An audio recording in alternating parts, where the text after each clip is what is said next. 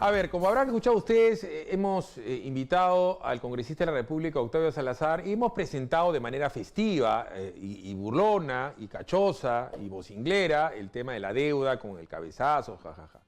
Pero ahora vamos a hablar en serio. Una cosa es ser un deudor y otra cosa es ser un cabeceador. Cabeceador es una persona que no te quiere pagar porque tiene la mala voluntad de incumplir una obligación. Pero un deudor es una persona que debe el dinero y que se convierte en moroso, entonces paga poco o paga tarde, no por su propia voluntad, sino porque no le alcanza, porque no midió bien su capacidad de pago, su capacidad de endeudamiento y en determinado momento cae en insolvencia. En el Perú hay muchísima gente para la cual esto, Octavio Salazar, buenos días, es un drama personal, familiar, porque están siendo esclavizados por los altos intereses y no solamente la tarjeta de crédito, sino también de otro tipo de crédito de consumo, de otro tipo de deudas personales, carro, casa, en fin. Muy buenos días, congresista Salazar. Buenos días, un gusto siempre, Phil, estar en tu programa y un saludo cordial a todos los ciudadanos que nos están viendo. A ver, yo lo hice, reitero que es en broma, no es que Octavio Salazar presente un proyecto de ley para proteger a los cabeceadores. ¿De qué se trata el proyecto de ley? ¿Qué tan endeudado está el populorum peruano? Fíjate, en los últimos años, desde el 2001 al 2017, la deuda por habitante se multiplicó por 5. El 80% de los peruanos gasta por encima de sus ingresos. Esa vorágine que a veces existe cuando se tiene una tarjeta, por ejemplo. Estamos hablando de que en la actualidad, a julio de este año, 2018, la deuda que se tiene de 16.702 millones de soles. 16.000. ¿Cuánta gente involucra? ¿Ese es el total de la deuda de tarjeta de crédito? Involucra a 2.4 millones de personas. Ya, pero ¿qué tan endeudados? A ver, ese es el total de la deuda, pero no todo el mundo está empitonado, todo el mundo está acogotado. Además, yo calculo que debería haber un estudio de la SBS en saber, pues, cuántas tarjetas tiene tal persona, cuántas tarjetas tiene tal familia. La tarjeta es una manera de deuda, porque tú puedes tener dos tarjetas, tienes un crédito de consumo, un crédito de consumo más de dos. Correcto, y debes el carro y debes la casa. Entonces, claro, ahí comienza el ruleteo. Si fuera más específico, ¿qué tan complicado está el Perú en esto? Bueno, las deudas que hoy en día se tienen en el sector privado por los ciudadanos es cuantiosa, ¿no? Estamos hablando del 5% de la totalidad de las personas que tienen sus tarjetas, digamos. ¿Y cuántos millones de tarjetas de crédito hay en el Perú? ¿Hay esa data y esa cifra? Sí, eso está dentro del proyecto, pero lo puntual y lo necesario que la ciudadanía tiene que saber que esto se sigue incrementando al 5% anual. Y que hoy en día tenemos más de 16.000 millones de soles en deuda. A ver, Octavio, entonces, si el Estado peruano no hace algo para que quede muy claro que cada persona tiene que manejar su economía como fuera la del Perú, ¿no? Es como que el Perú se comience a endeudar 5% más de lo que debe, generas un déficit fiscal y terminamos con Venezuela. Pero ¿quién le pone el cascabel al gato? Esto lo tiene que hacer la Superintendencia de Banca y Seguros. La Asociación de Bancos no viene en contra de su propio negocio. Y yo creo que el gobierno tiene que ser el fiel de la balanza. El Estado peruano tiene que decirle a la gente, ok, perfecto que recurras al crédito, pero debería haber una ley, digo yo, en donde una persona no puede tener más de 2 tarjetas de crédito y además con límites claros con respecto a sus ingresos. Así es. O sea, si tú tienes un ingreso X, tú no puedes tener una tarjeta de crédito o 2 tarjetas de crédito que te permita pues el 100% de tu ingreso, porque pues, obviamente vas a terminar debiendo toda la plata. Y no puedes estar debiendo todo el dinero. Pero si además de eso, también puedes tener un carro y una casa, ¿cómo sobrevives? Y acá lo que va a pasar, Octavio, es que la gente le va a dar bronca a los bancos, bronca a las empresas que venden carro, bronca a quien sea, bronca al sistema. Y va a haber un inmenso resentimiento y vamos a comenzar con el tema de los indignados.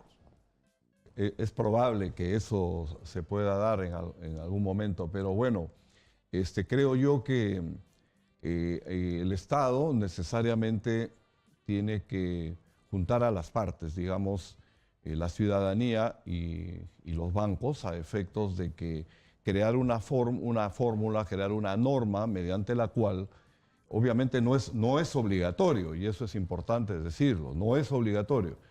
Si las partes se ponen de acuerdo, entonces enhorabuena, ¿no? Ok. Esa es la idea central. A eso es a lo que voy. Voy a hablar el objeto de la ley y vamos a ir a la pausa. Artículo 1, objeto de la ley.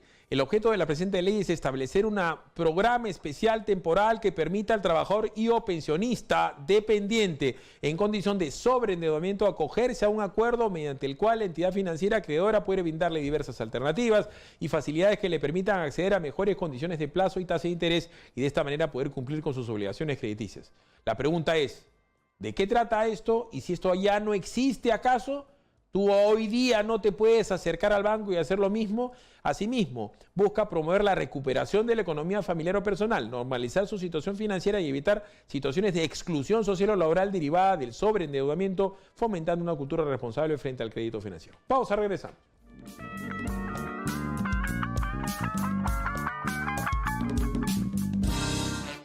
Ya regresamos con Philip Butters en Exitosa.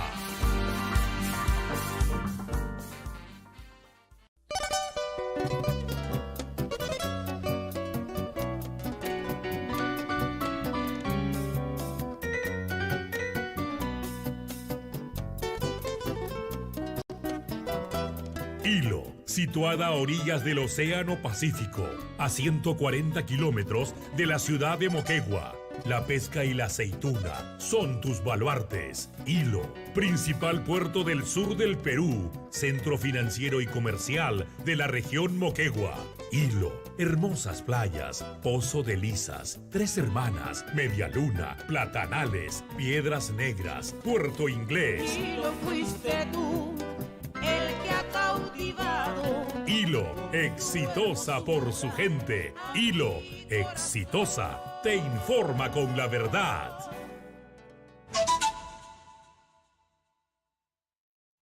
La radio más divertida y regalona. Yo escucho Caribeña, siempre mi radio Caribeña, número uno Caribeña, Caribeña en todo el Perú, aquí en la chamba Caribeña, en la cocina Caribeña, en el mercado Caribeña, Caribeña en todo el Perú. ¡Responde! La Caribeña sí suena. Síguenos en las redes sociales. En Twitter, @exitosape. Continuamos con Philip Butters en Exitosa.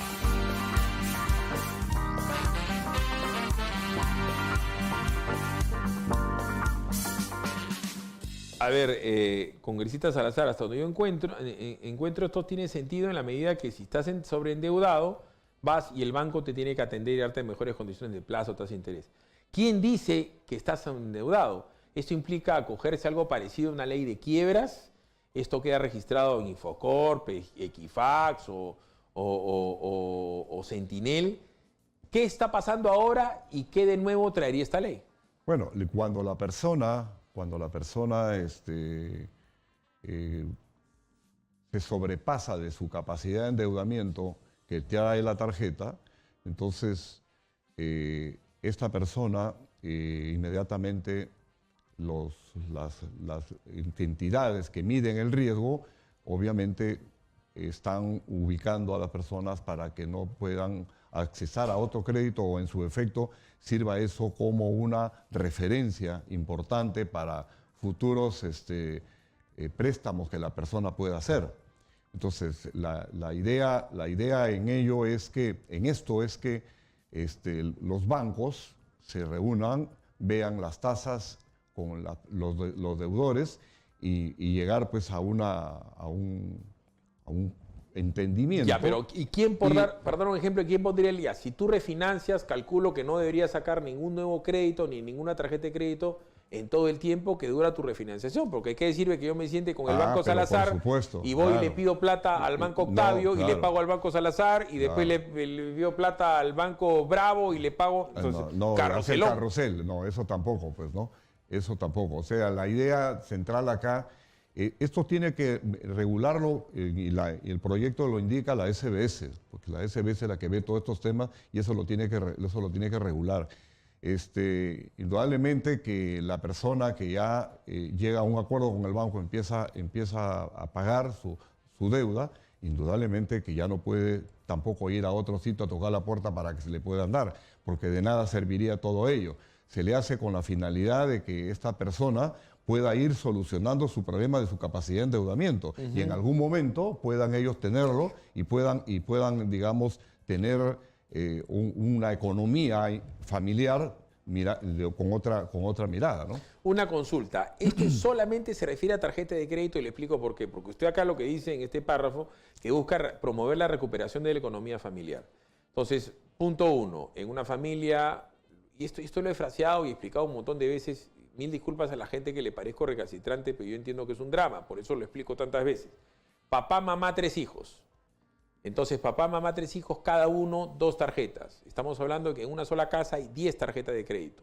Pero casualidad en esa casa también hay otros 2 créditos de carros, porque uno de los hijos tiene un carro, el papá tiene el carro, y la casa está hipotecada. Es decir, en una sola dirección hay la hipoteca de la casa, las 10 tarjetas de crédito y un par de carros. ¿Cómo evaluar el riesgo familiar? La gente dirá, ¿yo qué tengo que ver con la plata que debe mi hermano? ¿Yo qué tengo que ver con la plata que debe mi papá o mi mamá? Pero de qué es un problema, ¿es un problema o no? Claro que sí, indudablemente, ¿no? Familiarmente, como tú muy bien lo manifiestas, pueden tener 1 o 2 tarjetas de crédito.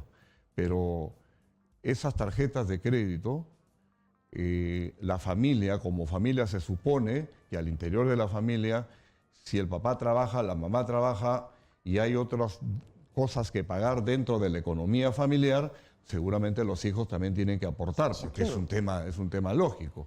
Entonces, ahí necesariamente ahí hay que ver si ya todos, digamos que en la casa, todos estén con la problemática esta del endeudamiento.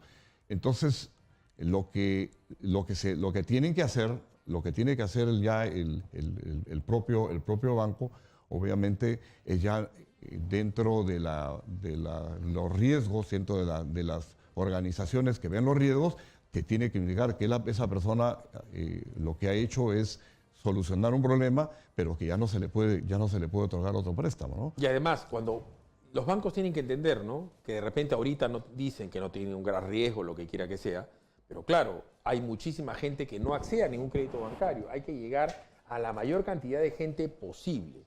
Y digo esto, una cosa es que tú te generes un dinero continuamente y un flujo de dinero continuo, pero llega un momento en que te puedes quedar desempleado o te jubilas. Y voy al ámbito de aplicación de la ley. Se encontrarían, porque esto es un proyecto de ley que lo tiene que ver la Comisión de Constitución que regenta, entiendo, el presidente es el congresista Bruce, ¿cierto? Economía, sí. Se encuentran comprendidas dentro de los alcances de la presente ley las personas usuarias de los servicios financieros comprendidas en el sector público y privado, mereciendo preferente atención. Acá van a decirle que usted de repente está yendo en contra de la Constitución. Mereciendo preferente atención los sectores de salud, educación, Poder Judicial, Ministerio Público, miembros de las Fuerzas Armadas y Policía Nacional del Perú, cuya clasificación financiera se encuentren consideradas de las categorías con problema potencial, deficiente o dudoso, de acuerdo a la clasificación que dice el deudor en la cartera y de créditos vigentes para el sistema financiero y que cumplan con los requisitos de la presente ley. Acá la gente va a decir que usted está favoreciendo al mundo militar y policial porque usted es un policía. Se encuentran comprendidas las empresas del sistema financiero supervisadas por la Superintendencia de Banca, Seguros y AFP. Son las instituciones cuyos efectivos, cuyas personas tienen más problemas con los temas de endeudamiento a través de las tarjetas de crédito, compra de vehículos u otras actividades económicas que ellos puedan hacer en alguna compañía, como una cocina, un frigider, etc. ¿No? Entonces, por ello es que se ha tomado a ese segmento, ¿no? Le digo esto porque en días pasados entrevistamos al coronel Herbert Ramos de Fobipol y nos trajo un muy simpático spot en donde se dirigían básicamente a los alférez, a los que recién comienzan. Y le dice, oye, compadrito, no te compres la moto, a las oficiales, no te estés gastando la plata. Lo voy a decir de manera coloquial, no te gastes la plata en el iPhone, en ir a comer a la calle, en arreglarte el pelo, porque recién eres alférez y algún día serás capitán y después vas a ser coronel y vas a tener hijos. Entonces, ¿usted ha conversado con la gente, por dar un ejemplo de Fovipol o de otras cooperativas, del mundo de las Fuerzas Armadas y Policiales? Porque hay que decir muy claro, pues, el policía, usted está hablando de sector del Poder Judicial, Ministerio Público, Fuerzas Armadas y Policía Nacional. Ustedes y los jueces y los fiscales no tienen otra chamba que esta. Exacto. No se, pues, no hay esa exclusividad. No hay cómo generar más dinero. Es decir, si estás empitonado, suena feo decirlo, pero vas a terminar cobrándole a la gente en la calle, porque la justicia, ¿qué cosa va a hacer?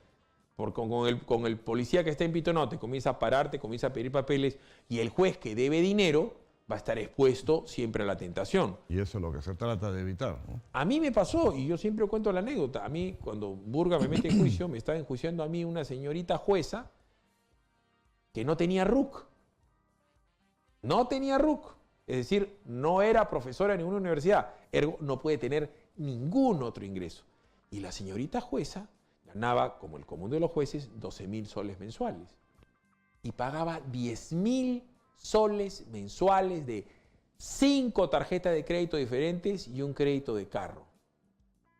General, yo fui y presenté eso ante el ODECMA. Y dije, un momentito, acá hay una evidente presunción de enriquecimiento ilícito, porque ustedes, los funcionarios públicos, usted cuando era policía y ahora cuando es, no puede tener más deudas de la que soporta su economía. No. Usted tiene su sueldo de congresista más su jubilación de militar, ¿cierto? Una parte. Es imposible, pues, que usted pague, pues, 30.000 soles mensuales de deuda. La gente va a decir, ¿de dónde saca la plata? Esto, para con la gente de Fuerzas Armadas y Policiales y Ministerio Público y Juicio y del Poder Judicial, ¿se evalúa esto? Claro que sí, necesariamente tiene que evaluarse.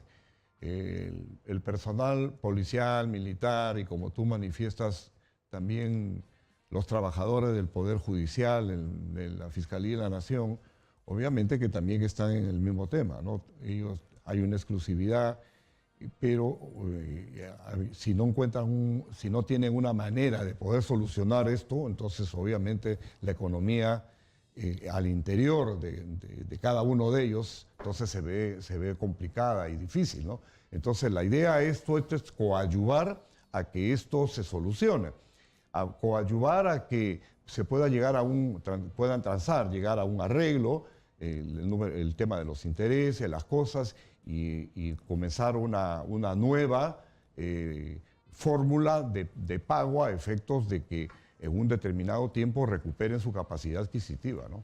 Vamos a ir a la pausa y fíjese acá, justo está lo que yo le estaba comentando, en su exposición de motivos, dice características de la deuda de los hogares a septiembre del 2016, ahorita. Dice, número de deudores, tal cantidad. Dice, solo hipotecario, solo crédito de consumo, consumo e hipotecario. Y los números son, pero para ponerse a temblar. Que tiemble, Quique Bravo Prado. Luego de la pausa viene Octavio Salazar para este cuadrito, es la muerte, ¿eh? No, bien, es claro, es un cuadro que está al alcance también de todos los ciudadanos, ¿no? Por las mismas La ingresos a asociación de las páginas bancos, web a de las bancos, instituciones. esto es información pública. Vámonos a la pausa, regresamos.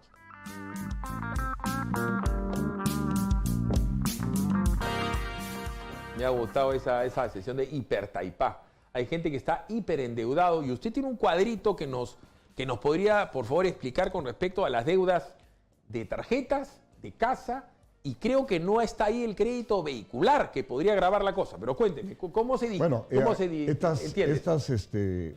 Este cuadro son las características de la deuda de los hogares a septiembre del año 2016. Estamos hablando en créditos hipotecarios, en los números de deudores, estamos hablando de 81.000. Me estoy refiriendo exclusivamente al universo de policías, militares, Poder Judicial, Ministerio Público y otras organizaciones. Correcto. Eso no es todos los peruanos. No es de todos los peruanos. Estamos Es hablando solamente de este grupo, ese grupo de interés. Exactamente. Entonces, aquí estamos hablando en tema hipotecario, son 81.806 deudores. Estamos hablando en la deuda promedio, son 135.365. Estamos hablando en consumo, número de deudores 4.257.976, consumo e hipotecario 150.853, total de hogares 4.490.635. 4 millones de hogares, digamos, están en esta condición. Saldo de deuda en millones de soles, 89.516, deuda por medio 19.934, cartera morosa 4.26, cartera en alto riesgo, deuda 7.12. Entonces, estamos viendo de que este grupo humano que nosotros hemos tomado como la referencia, estamos apreciando pues, que tiene un alto endeudamiento. Ya, ¿no? si ahí vemos, general, eso es hasta, si me lo puede alcanzar el Así cuadro, es, esto es hasta septiembre del Es la información, la 2016. última. O sea, La no última. estamos hablando de 2018 como estamos. Exacto. Pero además acá usted me dice que es de este grupo social, pero acá estamos, que solo hipotecario, solo consumo, tarjeta de crédito. Pero si a esto usted le sumase a todos los peruanos, no solamente militares, policías, jueces y fiscales, si esto le suma usted a todos los peruanos y usted le suma esto, el crédito de consumo y el crédito de los carros, tendríamos una foto que parece que hay autoridades o grupos de determinado interés ligados al sistema financiero nacional que no quieren que el peruano se reconozca a sí mismo como una persona que no es dueña de su presunto patrimonio. No eres dueño de tu casa, no eres dueño de tu carro, no eres dueño de la refri ni de la comida de la refri, y tienes tal cantidad de deudas con el sistema financiero que si cada peruano en una clase de microeconomía comienza a estudiar realmente si eres dueño de tu vida, va a cantar la del Puma José Luis Rodríguez, eres dueño de nada, debes todo lo que tienes, y de repente ese número es un número peligroso para determinadas personas. Exacto, exactamente. En realidad, este es un problema que creo que es importante acercar a las partes para que podamos ver una solución, una posibilidad de que estas deudas, digamos, se puedan ir solucionando y mejorar al interior la economía familiar. Porque obviamente, así como estamos nosotros apreciando, la situación cada día se va a poner peor, ¿no? ¿Y por qué lo han hecho? Esto está firmado también por Úrsula Letona, está firmado por el Tubino, por Reategui, Carlos Domínguez Herrera, usted, veo varios, Federico Pariona, todos son básicamente fujimoristas, pero digo, ¿por qué usted pone, o sea, básicamente son los enfermeras, médicos, profesores, jueces, fiscales, policías y militares? ¿Por qué no lo hacen para todos? ¿Por qué no lo hacen para todos los peruanos? Indudablemente porque este es el sector que más riesgo tiene, ¿no? En estos instantes. O sea, la deuda es fuerte, es cuantiosa. Entonces la idea era ubicar a este grupo que está en riesgo, poder ayudar a solucionar. Y como tú muy bien lo dijiste, o sea, eres exclusividad del Estado. Entonces, indudablemente, de una u otra forma, hay que buscar poder ayudar a este sector, ¿no? Yo le comentaba que no soy exclusividad del Estado, le tiene que haber pasado, pues cuando usted es algo mayor que yo soy tipo Quique, 51, pero cuando nosotros éramos chicos y estábamos en el colegio, vivíamos de la propina del papá. Y la inmensa mayoría de nosotros cuando estábamos en la universidad también vivíamos de la propina del papá. Ahora es muy usual que los chicos trabajen de mozos en un restaurante, por decir, eso es algo que era muy raro. Era muy raro que los chicos manejen su propio carro porque solamente había un carro en la familia. Ahora los chicos pueden ser mozos de restaurante, pueden taxiar, las chicas y los chicos trabajan. Les pasa mucho, en general, que los chicos entran al instituto o a la universidad o a la escuela de oficiales, lo que sea, y ya tienen acceso al crédito. Entonces, los chicos comienzan a gastar en cosas normalmente frívolas, pero hay que tener, no todo el mundo nació pues a la edad de Octavio Salazar, en el carrito, en la casita, no digo, en el aseo personal, gastan en champús, gastan en tontería y media. Pero el hecho es que antes de terminar su carrera, y ese es otro tema que tendrían que ustedes evaluar, es la deuda de los muchachos entre los 18 y los 23 años. Porque es bien complejo el que una persona que todavía no genera una cantidad de plata importante, normalmente uno cuando está estudiando gaste más de lo que cachuelea, pero sales con tu título universitario de médico, de doctor, de contador, y estás empitonado. Y debes. Entonces, entrar a trabajar ya endeudado. No, es complicado. De todas formas, creo que tiene que haber una preocupación del Estado en estos temas. Creo que es importante. Me gustaría que... Sin intervenir, digamos, en las decisiones. Por eso este proyecto no es un proyecto que obligue a las partes, digamos, a hacerlo, a los bancos. Si los bancos desean, pueden acogerse, si no, lo dejan ahí, eso es un tema. Pero de una u otra forma también hay que plantear el problema, hay que plantearlo y colocarlo sobre la mesa. Pero ¿y ahora qué pasa? Ahora no pueden ir a refinanciar su deuda, porque ahora hay un banco que te llama y te dice, yo le compro al Salazar la plata que le dé al Banco Octavio. ¿Eso no pasa ahora? La compra de un banco a otro, no te mejoran la tasa y el plazo. En algunos bancos sí se da, ¿no? Se da esta. Y que te robaría si le pides ayuda y que le pregunte a la gente en el @exitosape o en el Facebook de Exitosa Noticias, ¿cómo va el tema? O sea, ¿cómo va el tema de la deuda de la gente? Si debes mucha plata en tarjeta de crédito, crédito vehicular, crédito hipotecario. Me gustaría que se le pregunte tal cual a la gente. ¿Usted debe dinero de tarjeta de crédito, crédito vehicular y crédito hipotecario? ¿Qué tan endeudado está usted? ¿Qué le parece esta posibilidad? Te ruego, Quique, si Judy lo puede ir tuiteando para que luego de la pausa lo vayamos conversando. Usted, amigo, Radio Escucha, vaya tuiteando al @exitosape o en el Facebook de Exitosa Noticias. Yo considero que esto es vital porque ahora, si usted se da cuenta, general, hay mucha gente que sale a la calle y se molesta y se indigna. Y se cierren el Congreso, cierren el Tribunal Constitucional, cierren, no sé, fuera el Ministerio Público y tal. Esto en las próximas elecciones, si esto no se para, van a terminar diciendo cierren los bancos. Porque va a haber alguien que diga hagamos una marcha en contra de los bancos que demos plata. ¿O no? Bueno, la radicalidad en el país, indudablemente estamos viéndolo permanentemente, ¿no? A veces no se conoce bien el trabajo que se realiza en las instituciones, en la propia organización del propio Estado, no se conocen los esfuerzos que se hacen, entonces a veces prima más los comentarios radicales de una forma muy, a veces hasta absurda, y se va generando una atmósfera alrededor de las instituciones, de las organizaciones, y que obviamente muchas veces no es verdad lo que se expresa y se dice, ¿no? Vámonos a la pausa, ya saben, en el @exitosape, cuánto debe usted de tarjeta de crédito hipotecario, de crédito vehicular. ¿Realmente está usted muy endeudado? Coméntemelo luego de la pausa en el Facebook de Exitosa Noticias y en el @exitosape. 8:44, regresamos.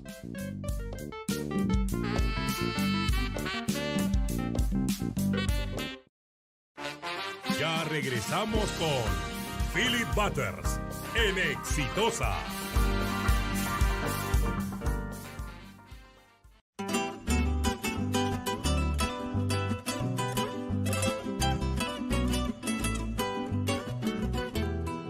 Al pie de la cordillera de los Andes emerge la ciudad de las iglesias, Ayacucho.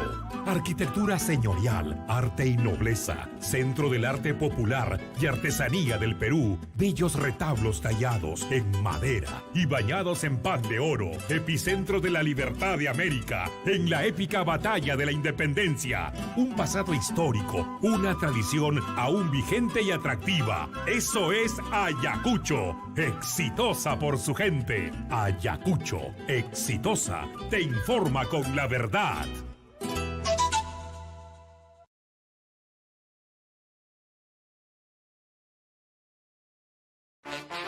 Continuamos con Philip Butters en Exitosa.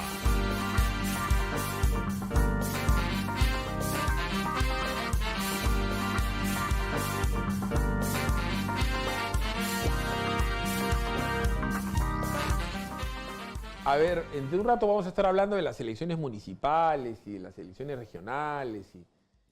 que no calientan. O sea, nosotros acá tomamos una decisión de simplemente hacer debates municipales para cuando quieran debatir, porque la verdad a mí me queda claro que a la gente no le importa ahorita este tema. Yo calculo que en Trujillo, su tierra, debe ser muy parecido, que hay una inmensa desazón. Entonces, la gente debe tener esperanza en algo, la gente debe creer en algo del sistema. Y parte de lo que se critica al sistema, por dar un ejemplo, es lo del 95.5% del dinero que sacan de las FPs. Ahora el gobierno se ha dado cuenta que cuando hicieron esto fue muy popular, digamos las cosas. Es tu plata, ¿por qué no te dejan gastar tu plata? Bueno, el 13% de la gente que la retiró ya se la gastó. Sí, pues. Esa gente ha gastado, entre otras cosas, de repente pagando tarjetas de crédito. Ajá. Entonces, yo creo que hay que repensar el sistema económico y financiero del Perú en lo que a crédito respecta y en lo que a prepago de la deuda. Lo más importante y lo que debe preocuparse el Estado es que los ciudadanos tengan asegurado cuando pasen al retiro, cuando ya salgan de la administración y tengan su sueldo.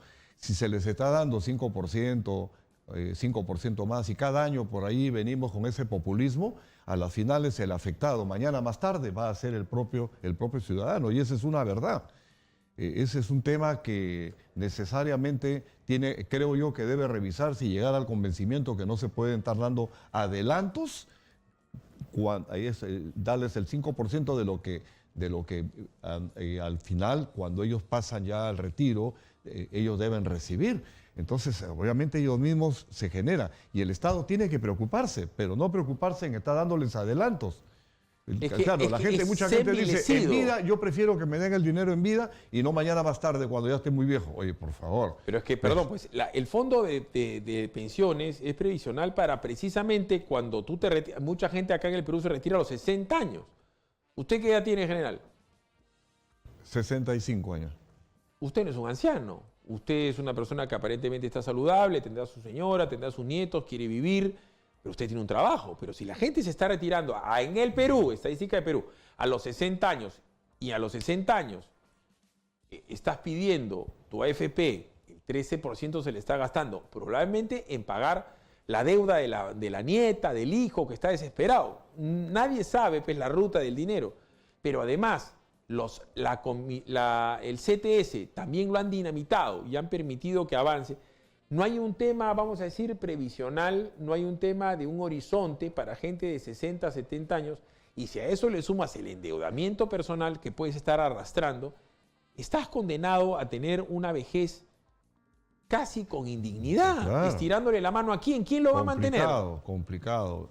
Y obviamente cuando ya los hijos se casan, cada uno tiene sus responsabilidades, y tú no tienes una cantidad de dinero para poder automantenerte, tú, tu señora, ya mañana más tarde, con la edad y las enfermedades que sobrevienen en esa etapa, y si los hospitales no están a la altura de las circunstancias como vemos hoy en día, la problemática que se tiene en el MINSA, que se tiene en el Salud, que se tienen en los hospitales de nuestras instituciones policiales y militares, entonces indudablemente se va a sentir el tema delicado. Entonces vienen las enfermedades y como tú muy bien lo dices, el padecimiento va a ser terrible.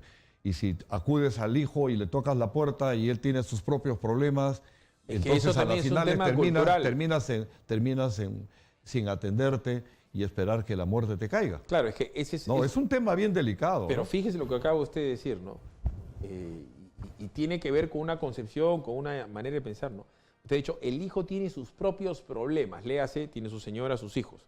Le tiene que pagar el colegio, le tiene que pagar el seguro, le tiene que pagar el carril. Claro, el hijo ya mantiene a su familia. Dice, propios problemas. Pero ¿quién le pagó el colegio a ese hijo? El papá. Ah, claro que sí. ¿Quién le pagó la universidad? El papá. ¿Quién le festejó el matrimonio?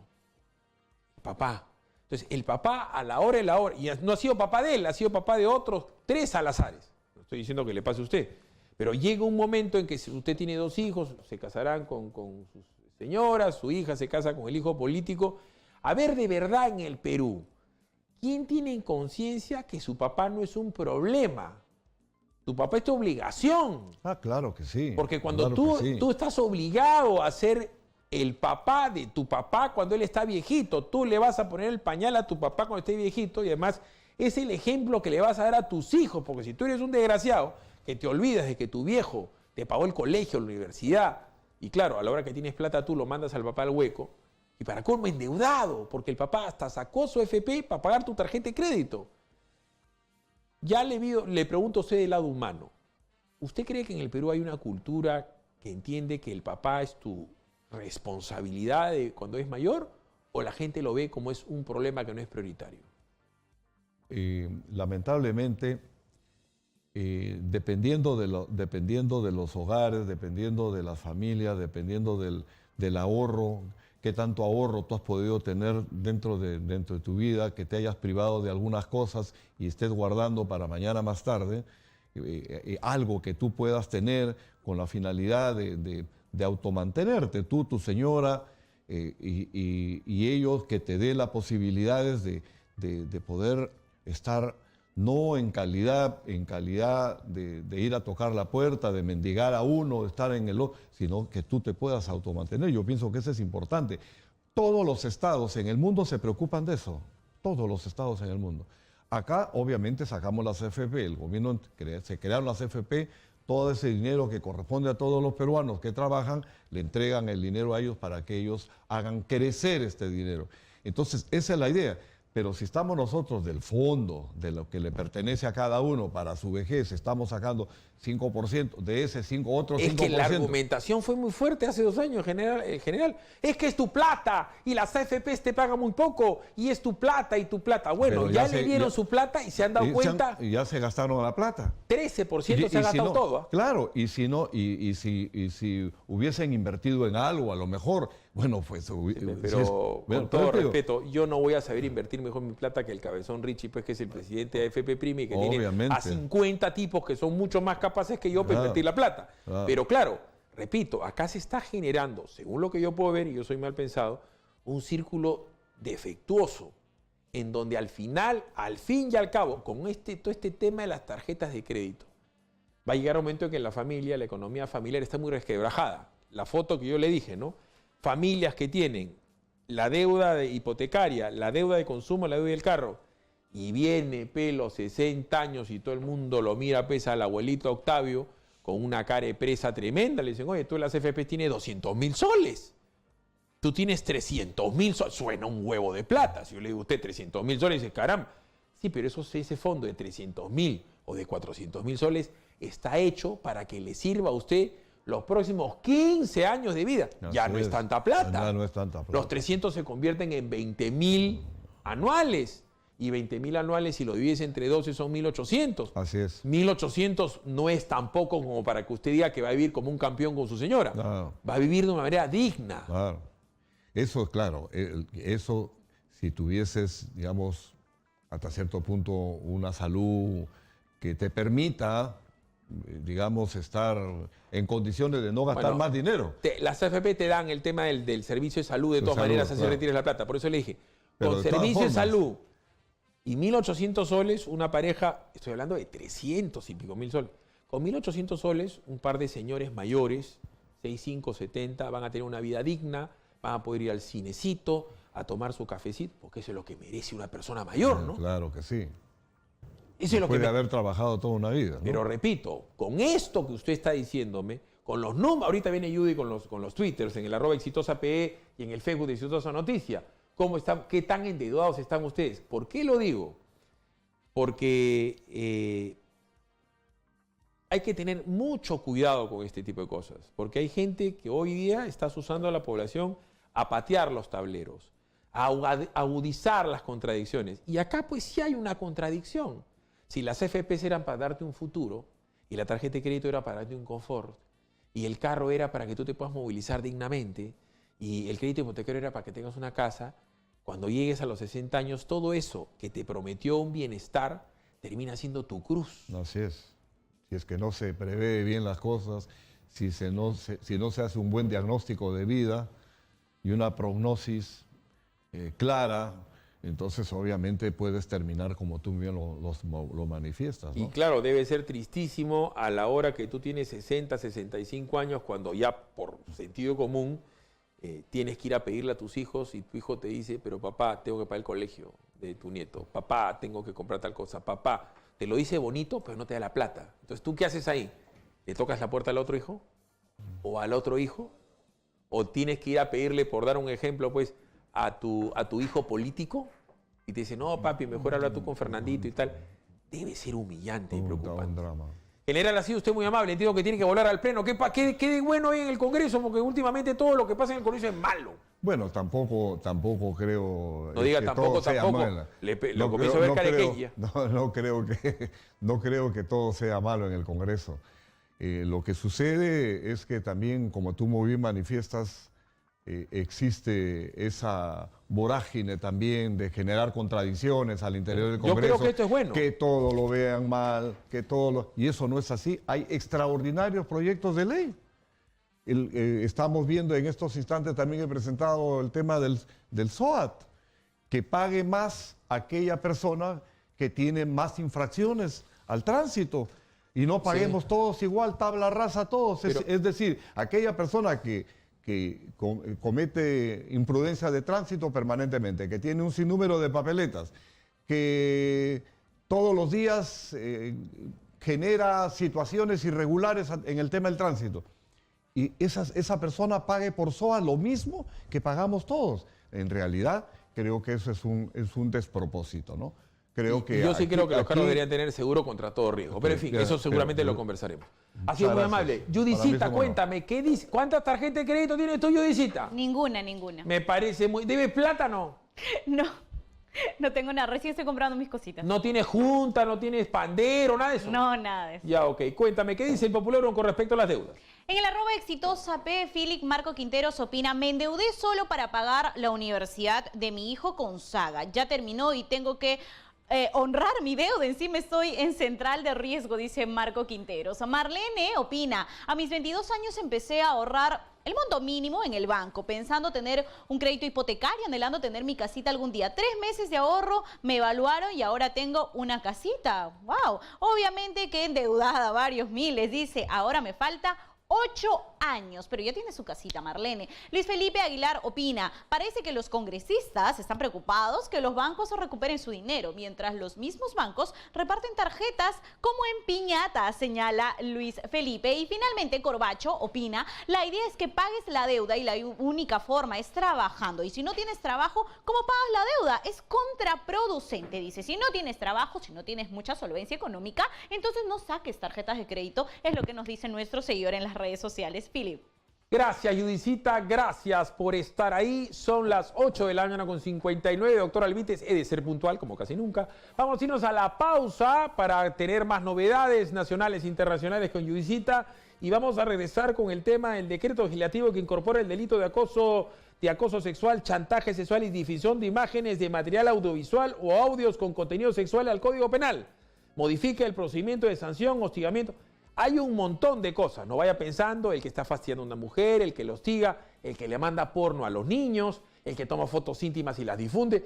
Es un proyecto que tiene un montón de cosas que generalmente generan morbo y atención pública. Vamos a conversarlo esto con el doctor Roberto Moisés Miranda y vamos a ver también el daño psicológico que le puede generar a una persona, a una señora, a una señorita o a un niño el que le envíe pornografía, por dar un ejemplo, o el que sea continuamente acosado por alguien. 9 de la mañana en punto, pausa, regresamos.